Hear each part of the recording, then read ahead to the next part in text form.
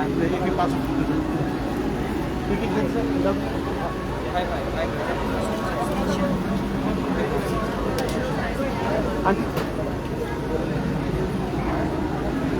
कृष्ण। हरे कृष्ण।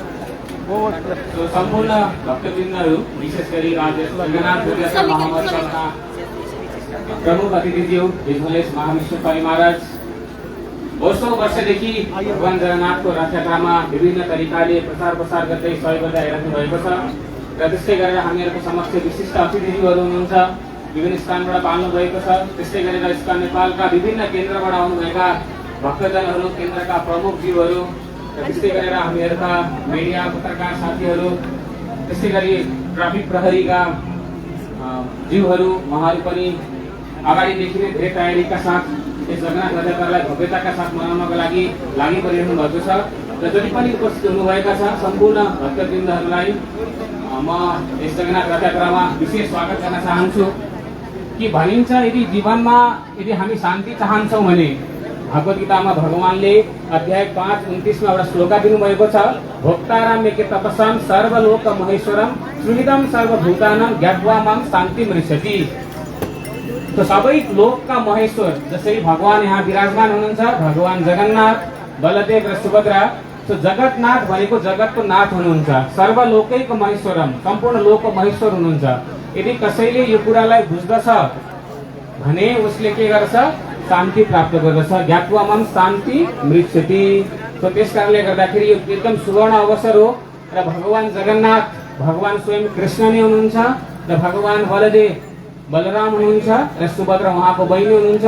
र विशेष गरी कलियुगमा व्यक्तिहरूको लागि भगवानको मन्दिर जानको लागि समय हुँदैन, किनकि हामीहरू विभिन्न कार्यकलापमा अनि हाम्रो जागिर हुन्छ, पढाइ हुन्छ, विभिन्न सिलसिलामा मन्दिर जान सकिरहेका हुँदैनौँ। त्यसैले वर्षको एक दिन कम्तीमा भगवान ती जीवहरूलाई दया गर्नको लागि मन्दिरलाई छोडेर उहाँ के गर्नुहुन्छ? जीवहरूको उद्धारको लागि आउनुहुन्छ र हरेक जीवलाई कृपा गर्नुहुन्छ। त्यसैले भगवान जगन्नाथको आँखा हेर्न सक्नुहुन्छ, एकदम ठुल्ठुलो छ।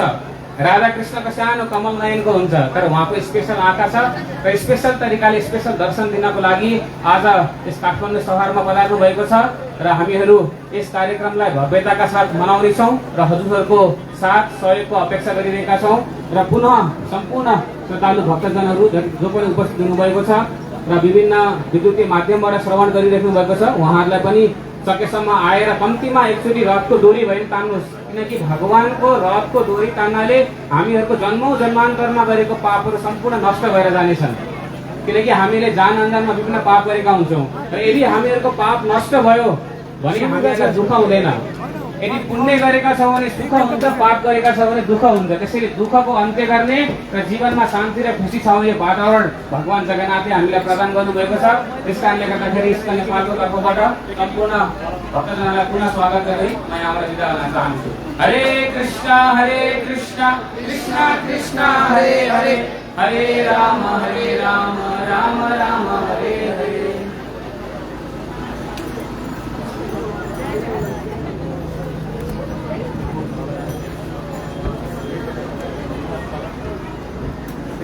हरे कृष्ण। धेरै धेरै धन्यवाद श्रीमती महाप्रभु कृपाजी। अब हामी परम पूजनीय श्री श्री महाविष्णु महाराजको मुखारविन्दबाट, जसले आफ्नो जीवनको 50 वर्ष केवल भगवान कृष्णको भक्ति र प्रचारको निम्ति अर्पण गर्नुभएको छ। बेलायतमा जन्मनुभएका परम पूजनीय श्री श्री महाविष्णु महाराज श्री प्रभुपादजीसँग सानै उमेरदेखि नै कृष्ण भावनाको प्रचार गर्नको लागि लागिरहनु भएको र अहिले संसारभरि नै तपाईँले हरिनाम सङ्कीर्तन अफ्रिका, अस्ट्रेलिया, युरोप, अमेरिकन विभिन्न राष्ट्रहरूमा हरिनाम सङ्कीर्तन फैलाउनुहुन्छ। अफ्रिकाका विभिन्न दुर्गम राष्ट्रहरूमा समेत भगवानको नाम फैलाउनमा तत्पर रहनुभएका महाराजजीले नेपालमा पनि लगभग धेरैवटा स्थानमा ट्राभल गरेर ती क्षेत्रमा हरिनाम सङ्कीर्तन फैलाएर अहिले हामी धेरै भक्तहरू बनेका छौँ। त्यसैले यो प्रभुपादजीको प्रति र भगवान जगन्नाथप्रतिको यो भावना महाराजजीको छ र नेपालप्रति अझ विशेष लगाव छ। त्यसैले नेपालको लागि धेरैभन्दा धेरै समय बिताउनुहुन्छ महाराजजीले। आज उहाँको मुखारविन्दबाट हामी आशिष वचन सुन्नेछौँ। भगवान जगन्नाथका कथाहरू र भक्तहरूले जगन्नाथ रथयात्रामा के गर्नुपर्दछ भन्नेमा प्रकाश पार्नुहुनेछ परम पूजनीय श्री श्रीमद् महाविष्णु महाराजजी। हरे कृष्ण।